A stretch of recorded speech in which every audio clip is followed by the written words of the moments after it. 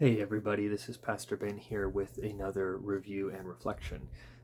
It's been a couple of weeks since I put out a video on this channel. The video I put out last, you can probably find it on my channel if you go to the main page there, but it's called What I've Read Since the Death of My Daughter. And I talk in that video about the sudden and very difficult loss of my 6-year-old daughter. Almost 5 months ago, and I had a long hiatus from posting anything on this channel, and so I put this video out a few weeks ago to explain what had happened, where I'd been, and what I had been reading. And I had about 14 or 15 books that God had been leading me to in just processing her death and her loss. And I in that video just briefly went through those books, and I said in that video that my plan was to put out full video reviews for each of the books that I had just briefly talked about.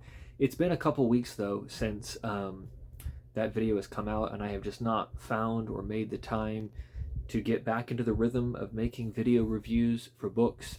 I'm stepping back into the pulpit now. I preached my first sermon on September 7th after about 4 months out of the pulpit after the death of my daughter, and am trying to step back into ministry things while also caring for my family and my health and all of these things. So it's an unusual season, and I'm realizing that I may have overpromised in hoping that I could do a full video review for each of the books that I talked about briefly. So rather than letting that kind of hold me up, I'm gonna just try as I'm able to put out reviews of books that I've continued to read, because there's things that I've read that weren't in that longer video that I put together a few weeks ago. And so I'm just going to kind of move forward here. I appreciate everyone's grace. Many of you have said you're praying for me. I so appreciate that. I really do. And I'm going to be continuing to wrestle with and read about this loss, grief, eternity, the Christian life. So much of that has just become just vital, absolutely vital to me. And so I want to continue to share that process and journey with you. And so today, with that long introduction, forgive me, with that long introduction, I want to now talk a little bit about a book that I finished reading a few weeks ago that has been very helpful to me and maybe of interest and help to some of you as well. This just came out this year, 2025. It's called Limping Heavenward, Living by Faith in Comprehensive and Chronic Suffering. And it's written by Carrie Hahn. So Carrie Hahn is a biblical counselor who has written this book, like I said, just this year, out of her own story and experience as a Christian, dealing with suffering and trying to pull together lessons that she has learned in living with chronic and comprehensive suffering. And I'll talk about what she means by that in a moment, and trying to sort of package and distill those to communicate those to Christians who find themselves either in a similar situation or who are perhaps ministering to or friends with or family with those who are dealing with comprehensive and chronic suffering. So maybe a good place to start is just by talking about what she has in mind when she uses that term. She talks in the introduction about how God has brought a lot of suffering into her life. And she's read a lot on that. Again, being a biblical counselor, being a Christian, working with different churches, she's wrestled with that both personally and with trying to help other people through their suffering. But she realized that for all of the wonderful books that have been written on the subject of suffering, and I will just say, as someone who has been thrown into tremendous suffering, and I've been looking for resources, I've been overwhelmed by how much good quality material is out there. There's a lot that's not good, but there is a lot of good that has been written out of people's pain and suffering that can help us as Christians. But she noticed that there was maybe a little bit of a gap in the literature, and that's in speaking to those who are dealing with trials that are more than just momentary trials. So a lot of books on suffering will talk about, what do you do if you lose your job, or what do you do if your marriage falls apart, or what do you do if you have to go bankrupt or something like that. And it's sort of trying to help people through a season of suffering. And that's very valuable. And there's lots there that can apply to anyone in their suffering. But what Carrie shares in her book is that God brought her into a place where over the span of just a few years, she went from being a healthy young woman with a great job at a church that she loved, doing ministry that was important. She had a relationship she was excited about. And in very short time, her health completely broke down. Her relationship failed. She lost her job. Her friends, it was just like everything went wrong all at once. And she kept kind of like pushing her way through and thinking and hoping that, okay, I'll get to the other side of this. And then she came to realize that at least certain aspects of her suffering were never going to go away. They were never going to get better. I don't know exactly what her health issues are, but she basically discovered that whatever she was dealing with, which was very debilitating, was not something that could ever really be addressed. At least there's no hope for that at this point for her. So she's facing a chronic health condition, a chronic suffering that's not going to go away this side of eternity. And that suffering also compounds and adds with other sufferings. It makes it so that she's unlikely to get married and settle down. It makes it hard for her to connect with other people at church whose lives look so different than hers. It means that she's not able to, live on her own and do the kinds of jobs that she might want to do, and instead has to live with family and work as she's able. And she feels like, she describes this experience of just feeling like Job, where it's not just that you go through this or that suffering. It's not just like Paul in prison or something, or it's like Job, where everything falls apart, everything implodes, and there's not necessarily a prospect that it's going to get better. So it's comprehensive. It encompasses more than just one area of life, and it's chronic, meaning at least certain aspects of that suffering probably aren't going to change until she dies and goes to glory. So what do you do there? How do you process that suffering?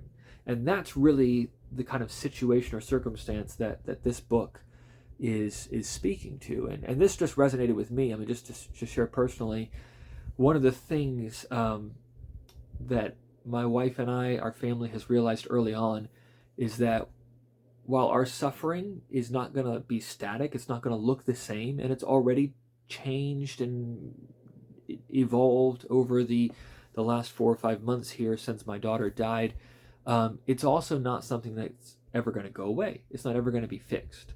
C.S. Lewis has a great line in A Grief Observed, the very first book I read after my daughter died, where he talks about losing his wife and just realizing that a death like that, losing someone so immediately, he said it's people think you'll get better, and he's like, well, yes and no. Yes, things will get better. Yes, you might have more stability, but it's not like having an infection, going to the hospital, getting the antibiotics, and then recovering and coming home and everything's better. It's more like going to the hospital and having a limb amputated.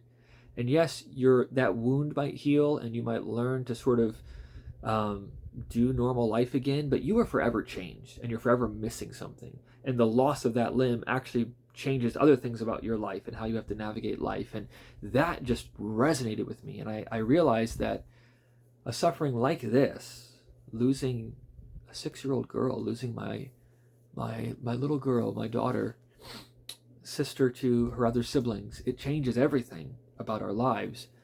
And it does it for the rest of our lives. It's chronic and it's comprehensive in some important ways, not trying to equate what we are going through with the level of suffering that some people experience. Of course, I think about people who, maybe they lose a family member in war. We see revolutions and civil wars playing out across the world. Think about the people they lose their job, they lose their home, they lose their family, they have to leave their country. Maybe their husband died or their son was killed or something like that. I mean, there's people who go through unbelievable suffering. But what do you say to those people? How do you minister to those people? What do you do if in God's providence you are one of those people? And that's where Carrie Hahn's book comes in. So I won't go through everything that she does in the book, but I really loved it. It's well written, it's biblical, it's pastoral, it's sensitive, and the way that she approaches things is really helpful. Let me just kind of run through the table of contents. So she breaks this into 3 different sections. There's 8 chapters total. So she spends the first 4 chapters talking about relational struggles and suffering. And then in the second part, she talks about comprehensive and chronic suffering. And then in the last part, she talks about living with suffering. So part 1 and part 2 are in many ways sort of orienting the reader to what it is like and what God is doing in that chronic and comprehensive suffering. And then the last part, those final 2 chapters, is really trying to sort of give direction, marching orders, as it were, to the person who's actually enduring that kind of comprehensive and chronic suffering. And part 1 is really interesting because what she does is she talks about relational struggles and suffering, and she keys into 4 different relationships. So each of these gets their own chapter. The first chapter talks about orienting ourselves. In other words, how do you deal with your own thought process, your own fears? What are the things you're going to be prone to, just sort of internally? And oftentimes, chronic and comprehensive suffering can be very isolating suffering. So what do you do when you're left with yourself? And how do you relate to yourself in a wise and right way? Secondly, she talks about miserable comforters, and she leans heavily on the book of Job for that, to talk about what do you do when people who should be a help, and maybe even think they're being a help, are not actually being a help, right? Think about Job's comforters, quote unquote, his friends who end up making things worse for him. They're not actually helping. How do you navigate that? How do you think about that? What is God doing in that? And then thirdly, she talks about that ancient serpent. And so this is a really helpful chapter. She talks about how Satan will want to work through your chronic and comprehensive suffering, and how to be alert to his devices, his tricks, his strategies. So think of it sort of like as a screw tape letters for those who are in chronic and comprehensive suffering, trying to get into the way that Satan works so that you can be watching for that in your own life, in your own suffering. And then fourthly, she talks about the God who is, our relationship with God. So she talks about our relationship with ourselves, our relationship with other people, particularly those who maybe aren't being helpful even though they want to be, a relationship with Satan and how he's going to use our circumstances to draw us into sin or rebellion or despair, and then finally, and most importantly, our relationship with God. And she talks about how we can relate to God as our Father when it feels like he's afflicting us or allowing us to go through great suffering. Very, very helpful. And then part 2, maybe the most helpful part of the book for me, at least kind of where I was and am in my way of thinking. Part 2 is about comprehensive and chronic suffering. She's already kind of defined that at this point in the book, but she sort of steps into that. She has 2 chapters. Chapter 5 is how God treats his friends, which is looking at examples through church, or through biblical history of people who were loved by God, and yet, not just in spite of that love, but sometimes because of that love, we're allowed to go through tremendous suffering. Again, Job is one that comes to mind, Jeremiah is another, and of course, Jesus is the ultimate example of one who was beloved of God, and yet brought into tremendous suffering by God. And so she tries to draw out that we often assume, we just sort of, our knee-jerk reaction, right? Like if I have a wonderful day, things are beautiful, I rarely come home and say, God, why me? What are you doing? Why would you let me experience a wonderful day? Why does my wife love me? Why are my kids so wonderful to be with? We don't do that. We just sort of take that for granted. Maybe we say thank you, God, but we're not perplexed by that. But we are perplexed by suffering. And we often assume that the reason why we're suffering must be because God hates us or we've done something wrong. And she talks in the book about how sometimes suffering can come from our sin, and we need to be aware of that. But this book is more speaking to those who have examined their heart. They're not being disciplined by the Lord in the sense of corrected for failings or experiencing the consequences of their actions. They're just dealing with a hard life, a hard providence. And if we believe that God is the one who is writing our stories, God is sovereign over all things, how do we fit that together? His sovereignty and his fatherliness. So in many ways, she's taking up the same kind of question that Mark Vroegop does in his book, Dark Clouds of Deep Mercy. I talked about that briefly in my last video, but she's applying it particularly to those who are dealing with things that probably won't get better. Again, comprehensive and chronic suffering. So she talks about how God deals with his friends there. And then chapter 6, this was the chapter that was most helpful for me, and to me is worth the price of the book. It's called The Weight of Glory. But it's not the weight of glory like the C.S. Lewis essay. It's the W-A-I-T of glory. So we're waiting for this glory to come. And she talks about the relationship between the suffering we experience now and the glory we will experience then. And she specifically addresses, I found this so helpful, the experience that we have when our suffering doesn't seem to be doing anything. So I just preached, again, my first sermon back in the pulpit. I preached from Philippians chapter 1, verses 12 through 18, where the Apostle Paul, he's in prison. The Philippians are worried about him, and he writes to them and says, brothers, I want you to know that what has happened to me has actually served to advance the gospel. And he talks about how him being in prison has actually advanced the cause of the gospel in the world and in the church and in the face of sinful opposition. And it's so inspiring and it's so encouraging. But a lot of us will feel like, okay, but wait a minute. Paul gets thrown into prison. People start getting saved. People start preaching the gospel. You can sort of see what's happening from that. But what about when I'm diagnosed with an autoimmune disease that just means I sit at home and I don't even get to go to church very often, and no one sees that? What is the point? What is God doing? And I'll let you read the book to get how she fully answers that. But she enters into that very personally because that's kind of her situation in many ways. And yet she also talks about how nothing is wasted with God. God is using our suffering. It's not just that our suffering will one day be replaced by glory. So just, sort of wait it out. It's that the depth of our suffering is tied to the intensity of our joy, our experience of pleasure with God, our eternal reward.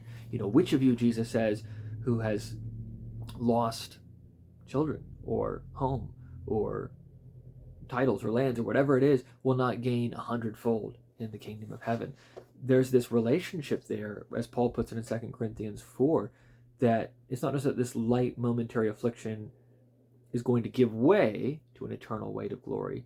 It's that the light and momentary affliction is preparing for you an eternal weight of glory. And she draws that out and draws it together in such a beautiful way. So chapter 6 to me is worth the price of the book. And then the final part is talking about living with suffering. And she just has 2 chapters there. Chapter 7, weeping and hurt. What does it mean to lament?